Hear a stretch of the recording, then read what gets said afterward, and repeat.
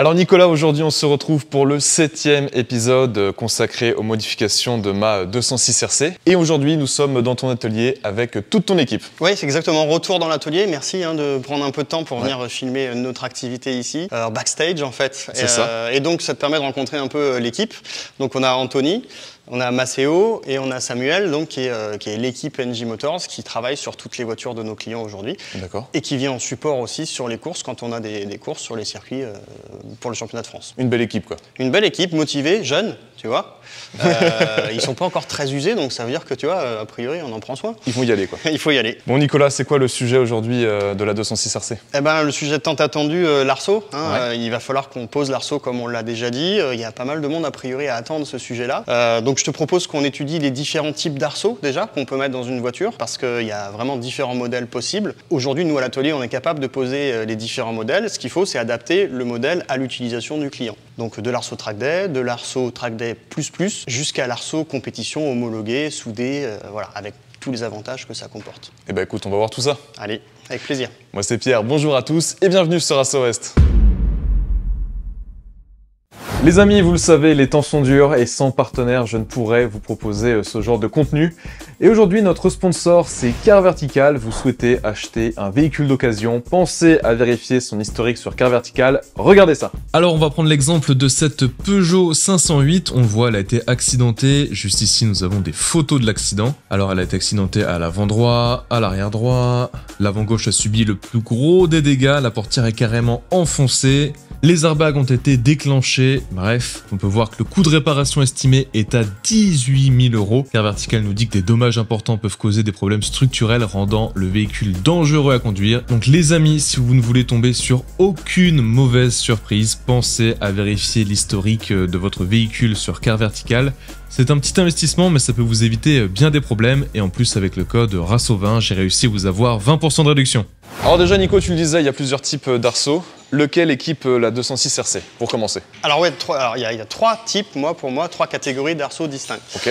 Sur ta 206, aujourd'hui, ce qu'on va installer, c'est un arceau 6 points boulonné. D'accord. Okay. Il faut bien distinguer, la première chose, c'est qu'un arceau de sécurité sert avant tout à mettre les occupants de la voiture en sécurité. Ça, en cas de retournement, de choc, etc. Choc latéral, retournement, tout ce qu'on va vivre sur un circuit qu'on ne vivrait pas sur la route de toujours. Première chose, mettre les occupants en sécurité. Donc la partie principale de l'arceau passe au-dessus de la tête des occupants et souvent descend avec deux béquilles à l'arrière, tu vois, pour venir consolider tout ça. Ça va protéger sur des chocs latéraux et ça va protéger en cas de tonneau. Ça, c'est la première chose. Du coup, le premier arceau qu'on va rencontrer sur le marché, ça va être le demi-arceau arrière qui va justement permettre de protéger en cas de retournement et de chocs latéraux.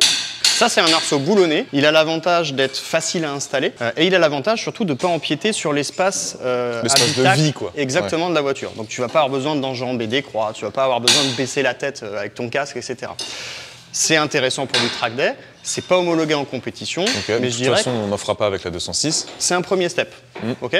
D'ailleurs, ces arceaux-là, on va les retrouver de série dans certaines voitures. Je pense au Porsche GT3 par exemple. Oui. Tu vois, tu as certains modèles que tu as déjà essayé sur la chaîne en plus, qui sont équipés d'origine de demi-arceaux.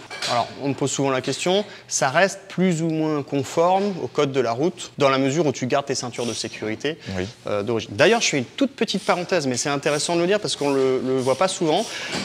Pour les pilotes qui utilisent des harnais et des baquets, comme on l'a fait avec toi jusqu'à maintenant. Il faut savoir qu'en cas de retournement, si tu n'as pas d'arceau, les harnais et les baquets font en sorte que tu vas rester droit dans ta voiture. Et ça. Quand ton toit, malheureusement, peut arriver à s'écraser, qu'est-ce qui va se passer? Ça va appuyer sur ton casque et ça va directement impacter tes cervicales. Alors qu'une voiture de série, avec la ceinture 3 points classique, si jamais il y a un retournement, qu'est-ce qui se passe? On peut, voilà, sur le côté, en avant. Voilà. Donc c'est quand même une première indication.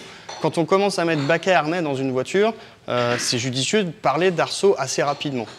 Ce qui a été fait avec la 206 au final. Exactement, voilà. Et c'est ce que je conseille très régulièrement à mes clients en disant, voilà, on arrive à un niveau de performance et d'équipement qui fait que là, les gars, désolé, il va falloir mettre un petit billet dans l'arceau, mais c'est vraiment nécessaire. On l'a vu déjà avec les pneus slick, on prend déjà beaucoup plus de vitesse, les passages en courbe sont plus rapides également. Ouais, quand tu as travaillé sur les trains, sur les freins, un peu sur le moteur, à un moment donné, voilà, il faut y passer. Alors effectivement, c'est un billet qui va pas rapporter a priori de la performance. Ça apporte pas grand-chose en rigidité, le demi-arceau. Mais la sécurité n'a pas de prix. C'est ça, je préfère rester en vie. Deuxième possibilité sur les arceaux, on peut aller un peu plus loin et dire, allez, on met non pas un 4 points demi-arceau, mais on met un 6 points. C'est-à-dire qu'on va revenir vers l'avant du véhicule. Ok. Évidemment, on augmente encore la sécurité, puisque forcément, on va protéger... C'est une vraie cage, quoi. Voilà, exactement. On va rentrer dans le domaine de la cage de sécurité. On va aussi commencer à augmenter un peu la rigidité de la voiture, quand même, puisque tu viens intervenir, je dirais, sur plus de la moitié de la coque de la voiture. Ouais. Donc forcément, tout ce qui va être torsion, tout ce qui va être flexion, ben, ça va se retrouver un peu plus verrouillé grâce à cet arceau-là. Donc là, un client qui a envie de dépenser de l'argent, mais que ça ramène un peu de perf, on commence à lui parler d'un arceau non plus 4 points demi-arceau, mais plutôt d'un arceau 6 points, 8, 10 points, voilà. Ça en arrive à la troisième catégorie. La version ultime ou pas? La version ultime, où jusqu'à maintenant, les arceaux dont je t'ai parlé étaient plutôt manchonnés, boulonnés. Ouais. Ok. On peut aller encore plus loin en soudant l'arceau. Donc là, il est monté définitivement dans la voiture. Il ne bougera plus. Il ne bougera plus. On augmente encore la rigidité. Une soudure reste plus rigide que des vis. Ouais. Et pour autant, du coup, quand on soude, bah là, on va venir vraiment faire corps avec la caisse d'origine et on va faire en sorte de faire un bloc. C'est ça. Sécurité, encore une fois, mais rigidité, où là, on peut même venir jusqu'à se reprendre sur les têtes d'amortisseurs devant, par exemple. Oui, parce que des arceaux, ici, t'en poses plusieurs types, au final. Ouais, toutes les voitures qu'on utilise chez nous sont à vocation... Track Day, oui. Track Day plus et course. Donc, en fait, on a dans 95% de nos voitures des arceaux. Mais on a des arceaux qui sont déclinés selon différents niveaux par rapport aux besoins. Pour de la course, par exemple, il faut que l'arceau soit homologué. Donc, il faut qu'il vienne d'un constructeur qui ait fait des démarches d'homologation, première chose. Et après, il faut que ça respecte un règlement, avec des diamètres spécifiques de tubes, avec des schémas d'implantation qui sont très stricts. Donc là, en termes de budget, quand on commence à chercher un arceau homologué, on passe encore un cap. C'est plus conséquent. Ouais, voilà. T'as une ordre d'idée du prix que ça représente? Bah écoute, on va parler pause comprise, tu vois, tu peux démarrer autour de 1000 €, arceau compris, avec un peu de peinture, et voilà, je dirais le package vraiment de base. Après, quand on va sur une caisse soudée, comme on a à l'atelier, qu'on est en train de monter une autre 206 à ce niveau-là, tu vas être plutôt sur des budgets à 4-5 000 €, où là, on est obligé de décaper la voiture, on est obligé de souder partout, et à la fin, on est obligé de tout repeindre. Donc, si tu veux, là, on est vraiment sur une opération qui dure plus d'une semaine, quoi. Comme la 206 qui est juste là. Voilà, comme la 206 qui est là-bas, où là, on est vraiment parti sur le... Ouais, voilà, c'est vraiment le gros modèle. Donc, elle sera conforme en compétition. Et surtout, l'arceau, tu verras, il est quand même... là pour rigidifier tous les éléments de la voiture. Qu'est-ce que tu as fait justement pour installer ce demi-arceau dans cette 206? Alors je sais que tu es très pris, donc ton passage ce matin, on a fait en sorte d'anticiper un peu le démontage du tableau de bord. Ouais, j'ai vu, il n'y a plus rien. Donc bon, le démontage du tableau de bord, on l'a déjà vu ensemble, quand on a fait la conversion gauche-droite, donc ça on l'a redémonté. C'était la même chose? C'était exactement la même chose, toutes les vis étaient au même endroit, elles n'ont pas bougé. Donc voilà, tu vas voir, c'est intéressant. C'est pas une mince affaire, non, mais le jeu en vaut la chandelle, parce qu'à la fin, la voiture va changer de look. C'est sécurisant, ouais. Et bah écoute, on y va? Allez, go. C'est parti. Bon Nico. Oui. Ça y est, tu es en train de démonter partiellement le réservoir pour le protéger. Oui. Car tu vas souder après. Et ouais, en fait, on a principalement les deux contre-plaques qui sont les pieds d'arceau centraux, qui sont situés juste au-dessus du réservoir. Donc forcément, souder au-dessus d'un réservoir, j'ai pas forcément besoin de te faire de dessin. Ouais, explosion, flamme, tout ça. Voilà, réservoir plastique. Hein. Donc on va pas le sortir parce que tu vois, on a l'échappement qui va nous gêner, on a les câbles de frein à main, etc. Ça fait beaucoup de démontage. Mais on va au moins le descendre pour pouvoir protéger un peu et éviter qu'on ait une potentielle boule de feu qui descende sur le réservoir. Donc pour ça, il faut d'abord démonter, tu sais, la trappe à essence en haut, puisqu'il y a une goulotte de remplissage. Donc on l'a fait descendre dans le passage de roue. Ensuite, on défait les 4 écrous qui tiennent le réservoir et on va voir si on arrive à le dégager suffisamment. Sinon, on enlèvera les quelques cylindres blocs de l'échappement, histoire de le baisser de quelques centimètres et permettre de protéger le dessus. Parce que d'abord, on va souder, donc il faut évidemment protéger pour ça. Et ensuite, on va quand même repeindre. Parce qu'une fois que c'est soudé, il faut pas que ça rouille. Donc on mettra aussi une petite couche de peinture sur le bas. D'accord. Au passage, on avait toutes les petites contreplaques qui étaient en dessous, là, qui permettaient de faire les supports de harnais. Bon, ça, c'est franchement du temporaire. Je ne conseille pas aux gens de monter ça définitivement. Nous, l'intérêt, c'est que ces œillets-là, on va les enlever maintenant, puisqu'on pourra se reprendre directement sur l'arceau. Donc c'est encore un des avantages de l'arceau, c'est que ça peut servir de point d'ancrage vraiment sérieux pour les harnais. C'est ça. Eh ben écoute, t'as l'air en tout cas très à ton aise sur ton skate là. S'il est pratique, hein. Bon allez, je te laisse travailler. Bon, Finalement, Nico a dû démonter partiellement l'échappement pour pouvoir descendre suffisamment le réservoir de la 206. Nico, là avec Anthony, vous avez prépositionné les cales, vous avez pris des marquages. Pour faire quoi justement? Alors exactement, l'idée c'est de venir mettre les contreplaques qu'on va souder pour supporter l'arceau. On les a bien repérés pour avoir les endroits précis. Un arceau reste un arceau fait sur mesure pour la 206, mais quand on soude les tubes, quand on le manipule, ça peut arriver que les pieds bougent de quelques millimètres et donc il faut être sûr qu'on va souder et avoir des trous qui traversent aux bons endroits voilà, pour que ce soit un assemblage le plus précis possible. Ça c'est la première chose. Et la deuxième chose, faut pas oublier que sous la caisse, on a aussi des renforts à certains endroits. C'est pas une simple tôle. Donc en fait, quand on va souder, c'est une première chose, mais il faudra quand même pouvoir venir tenir l'écrou quand on va boulonner le pied d'arceau. Donc pour pas passer sur un renfort quoi. Exactement. Si le trou tombe dans un renfort, on ne pourra pas mettre la clé pour venir fixer l'écrou. Donc avec Anthony, c'est ce qu'on était en train d'étudier. Et ce qu'on va faire dans ce cas-là, c'est plus simple. On va souder l'écrou au dos de la contreplaque. Ensuite, on va positionner la contreplaque dans la voiture. Et même si on n'a pas accès en dessous pour tenir avec une clé, il suffira simplement de visser. Comme l'écrou sera soudé sur la contreplaque, il ne tournera pas. Et on aura une installation plus facile. D'accord. Donc là, vous sortez l'arceau. Là, on va ressortir l'arceau. Voilà, on a enlevé les manchons sur le haut. Donc comme c'est un arceau boulonné, il est manchonné. Il y a des vis qui maintiennent les manchons. On les a enlevés. On fait bien attention à ne pas abîmer la peinture, parce qu'un arceau, il faut toujours le peindre avant. C'est plus facile, en tout cas, de le peindre avant. D'ailleurs, c'est Max qui a réalisé la peinture. Exactement, notre fidèle carrossier peintre Max, qui a déjà fait les étriers de frein, et qui, là, a été sympa de nous prendre l'arceau en peinture dans sa belle cabine toute neuve. Voilà, donc on essaie de surtout pas trop l'abîmer. Quand on fait coulisser les manchons, c'est souvent les moments un peu critiques. Bon, Max a toujours un petit pinceau, une petite plume, comme il dit, pour faire les retouches au dernier moment quand il y a besoin. Mais si on se débrouille bien avec Anto, normalement, on ne devrait pas trop abîmer. Bon bah je vous laisse faire les gars alors. Allez go, on y va. Vous l'avez compris, les gars se sont attaqués au perçage du plancher de la 206. Avant d'attaquer cette étape, assurez-vous quand même que vos marquages soient pile au bon endroit, sinon ça risque de poser problème lors du remontage. Comme le disait Nicolas, ils ont agrandi les trous pour pouvoir faire passer les écrous soudés au dos de la contreplaque. Il ne reste plus qu'à remettre l'arceau en place. Ouais, on va du coup faire le préassemblage pour nous permettre de pointer toutes les contreplaques et de s'assurer que là, du coup, tout va bien tomber en face avant de souder définitivement. Oui, c'est un peu mieux quand même. Ouais, c'est mieux de s'apercevoir avant quand il y a un truc qui va pas. Donc là, tu vois, Anthony a bien décapé. Il a effectivement soudé les écrous au dos des contreplaques, comme on avait dit. Ouais. Il a bien fait parce qu'on était dans des renforts à certains endroits, donc on n'aurait pas pu passer la clé en dessous de la voiture. On a bien poncé, décapé, etc. Ce qu'il faut bien faire attention à ça, quand on fait ça, il faut bien regarder que les éclats de la disqueuse ne partent pas en direction des fenêtres. Oui, ce serait con. C'est tout bête, mais on abîme vite du verre avec des impacts de meuleuse. Et d'ailleurs, là, tu vois, on a commencé à mettre des protections parce que c'est pareil, le faisceau, il va falloir éviter qu'il vienne brûler avec les impacts de la soudure.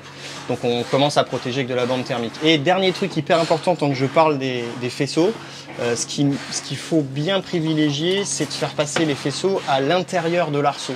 Pour éviter qu'ils se fassent écraser contre la carrosserie. Exactement, en termes de réglementation, si ton faisceau passe entre la caisse et l'arceau, c'est-à-dire que tu vois, celui-là là-bas, si on l'avait coincé carrément entre la caisse, si à un moment tu as un choc, ben, l'arceau se retrouve pincé, donc il est coupé, il peut éventuellement faire contact sur la caisse et ça peut être un départ de feu. D'accord. Donc on fait toujours passer les faisceaux à l'intérieur de la cage de sécurité. Eh bien c'est noté Nico. Bon bah je vous laisse souder et on y est prêt. Et on se retrouve après.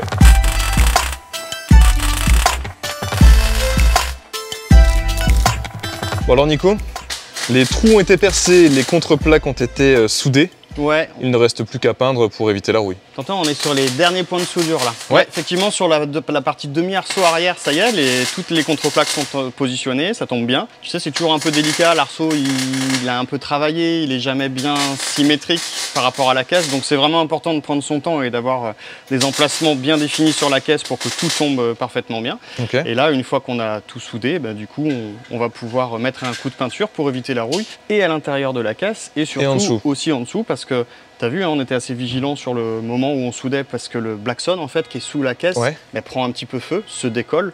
Donc à ces endroits-là, on va aussi avoir de la tôle à nu. Donc c'est important qu'on vienne y remettre un petit coup de peinture aussi en dessous. D'accord, et bah, je te regarde peindre alors.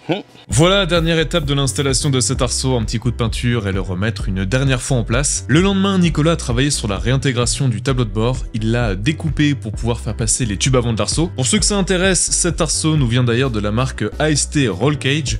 J'ai opté pour un arceau 6 points, mais pour ceux qui ne souhaitent pas, comme moi, découper leur tableau de bord, vous avez également des demi-arceaux en 4 points. Vous retrouvez tout ça sur le site de Nicolas qui est dans la description. D'ailleurs, au moment de la commande, dans l'espace message à l'intention du commerçant, en inscrivant Rasso West 2023, vous aurez 10% de réduction. Bon Nico, ça y est, l'arceau est installé.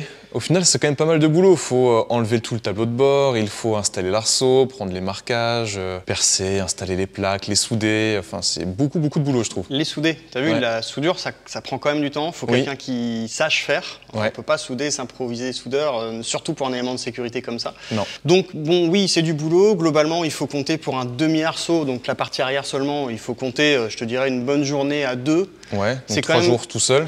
Ouais, c'est ça. En fait, si tu veux, une bonne journée, pourquoi? Parce que il faut quand même prendre le temps, comme on a vu, de tout bien positionner. Et être à 2, pourquoi? Parce que quand il y en a un qui soude dans la caisse, il faut qu'il y en ait un qui surveille en dessous quand même, qu'il n'y ait pas de départ de feu. Donc ça, c'est mieux. Rien que ça, être à 2, c'est quand même bien. Et finalement, il est volumineux et tu as vu qu'il rentre quand même au centimètre, voire millimètre à certains endroits. Donc en gros, quand tu es 2 pour le guider, ça évite de mettre un peu des shoots partout. Quand tu le rentres, tu es quand même pas loin du pare-brise. Donc si tu te trompes, boum, tu mets un pet et voilà. Certains arceaux nécessitent d'ailleurs la dépose du pare-brise. Celui-là a l'intérêt justement de permettre l'installation sans l'enlever. Après, sur des arceaux 6 points comme le tien là, on met encore un peu plus de temps. Pourquoi? Parce que tu as les 2 pieds avant qui eux nécessitent aussi des fixations avec soudure et surtout nécessitent le travail sur le tableau de bord avec ensuite à la fin les découpes. Une petite découpe. Exactement. Mais au final, Nico, c'est peut-être mieux de s'adresser à un professionnel si on ne l'a pas forcément déjà fait ou si on ne sait pas trop où on s'aventure. Ouais, tu m'as souvent entendu dire organe de sécurité, donc organe de sécurité, t'as pas le droit à l'erreur. Hein. Non. Ça va, voilà, c'est important de le faire poser par quelqu'un qui sait faire. T'as vu, nous, Anthony, très bon soudeur, il a pris son temps pour faire des beaux cordons de soudure. À partir du moment où tu viens implanter quelque chose sur la caisse, il vaut mieux le faire convenablement ou pas le faire du tout. On a vu certaines voitures qui étaient quand même soudées vite fait. Mais justement, pour ceux qui souhaitent quand même s'aventurer dans la pose d'un arceau, quel conseil tu donnerais? Prendre son temps, c'est fastidieux, mais le rentrer dans la voiture, bien prendre tes cotes, le ressortir, le re-rentrer pour être sûr avant de souder. T'as vu, on a d'abord pointé, on a remis l'arceau en place. Ensuite, voilà. C'est vraiment prendre son temps. La partie soudure, vraiment pas mégoter. La partie peinture aussi, hein, il faut attendre les temps de séchage, etc. Être patient. Surtout, encore une fois, les faisceaux, bien penser à les positionner à l'intérieur de l'habitacle. Quand tu meules, quand tu ponces, quand tu protèges au maximum tes pare-brises ou fais-le en faisant attention à ce que ça vienne pas se projeter. Parce que tu peux créer des petits impacts et c'est moche sur une vitre ou sur un pare-brise. À protéger les faisceaux évidemment, hein, quand tu soudes, une boulette qui vient sur un fil du faisceau et la voiture est en panne, tu sais plus pourquoi. Quand tout est fini, tout est remonté, elle démarre plus, tu es un peu embêté. Bien débrancher ta batterie quand tu soudes évidemment. Tout ça, ce sont des règles qu'on applique tous les jours, nous, en tant que professionnels, mais pour quelqu'un qui est amateur et qui se lancerait dans ce chantier-là, il faut y penser. Et on remerciera d'ailleurs Max pour la peinture de l'arceau. Ouais, t'as vu, elle a pas sauté, elle est bien peinte, c'est beau travail. Non, Max Payen, Payen Classic Cars, il a un atelier en région périphérie rennaise. Il a d'ailleurs peint tes étriers. Voilà, tu vois bien qu'on a freiné dur, ça tient. C'est un gars qui fait de la course, donc il sait de quoi on parle. Et c'est pas forcément toujours facile de s'appuyer sur un pro qui connaît les contraintes qu'on vit nous en course. Donc, Max Payen, Payen Classic Cars, bonne adresse. Et puis, je rebondis sur un truc. Il y a de plus en plus d'organisateurs de track day qui imposent de nouvelles normes de sécurité et la pose d'un arceau. Ouais, exactement. Ça, c'est un point important. On a ce qu'on appelle les RTS. Donc, c'est les règlements techniques de sécurité. Il faut bien faire attention à toujours être quand même conforme, surtout quand on a des voitures, encore une fois, qui commencent à aller vite. C'est-à-dire que soit tu restes dans l'univers de la voiture de série, tu mets ton casque, tu roules, soit tu commences à préparer ta voiture, mais au même titre que le font les Anglais, tu commences par la sécurité, baquet, harnais, arceau, casque, et ensuite tu vas venir te concentrer sur les perfs de ta voiture. C'est vrai qu'en France, nous, on a plutôt tendance à raisonner perf, et sécu peut-être après sécu. Donc, il y a des gens qui ont pondu des RTS qui sont justement faites pour un petit peu inciter les gens à dire, voilà, faites attention à vous avant tout. C'est quoi les prochaines modifications? Je te le demande à chaque fois, je sais, mais est-ce que tu as une idée de ce qui pourrait être modifié par la suite? 28 septembre, tu vas venir rouler avec l'arceau sur la piste. Ouais. Déjà, on va voir un petit peu comment ça Tu crois qu'il va y avoir un gain de performance? Alors, le simple fait que tu sois dans le baquet, toi en sécurité, dans ta tête, il y aura peut-être un petit gain de perf déjà. Je me lâche un peu plus. Ouais. Il faut la laisser intacte hein, quand même. C'est ça, à un moment donné, là, la voiture commence. Là, on est rentré dans l'univers de la vraie caisse de circuit avec l'arceau, hein, oui. tu vois. On va gagner un poil de rigidité. 3 fois rien. 3 fois rien. En tout cas, 3 fois rien avec cette config oui. d'arceau là. On l'a dit, il y a 3 types. Il y a 3 types, voilà. C'est la première, la moins exigeante, la moins extrême. Oui, oui. Là, au moins, tu vas être en sécurité. Tes harnais vont être fixés sur l'arceau, c'est quand même pas rien. Tout ça va faire que tu vas évoluer dans de bonnes conditions. Quand tu vas rentrer dans la voiture, tu vas être tout de suite dans l'esprit. Je peux y aller, je risque rien. On verra hein, au chrono, on sait jamais. Bah écoute, on en a quelques-uns à battre. Oui, il y a des. J'ai vu qu'il y avait des objectifs. Continuez comme ça d'ailleurs. Temps de référence à l'OEAC, ça va tomber en 206. Ouais, je pense. Ouais. Donc Nico, rendez-vous le 28 septembre pour un track day. Ouais. Mais ça me dit toujours pas quelle modification il y aura sur la voiture. L'arceau, première chose. Deuxième chose, boîte à air. Oh, elle va respirer. Ouais, on a un système d'admission type Groupa en fait, qui avait été développé pour le rallye à l'époque, qui permet d'avoir une belle arrivée d'air en façade. Ça, on va faire quelques petites photos si tu veux pour le montage. C'est assez simple à monter. Oui. Par contre, en termes de sonorité et de gain de performance, c'est quand même assez intéressant. Donc, je pense qu'on va gagner combien de chevaux par exemple?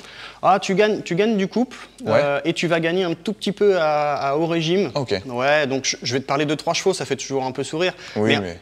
On a parlé des courbes la dernière fois, et encore une fois, on va permettre aux courbes de s'arrondir un peu plus vers le haut, et donc tu verras que le comportement moteur, naturellement, va être un peu plus expressif, plus de réactivité à la pédale, et ça, encore une fois, sur un circuit, ça compte. Eh ben écoute, on verra ça sur la piste alors.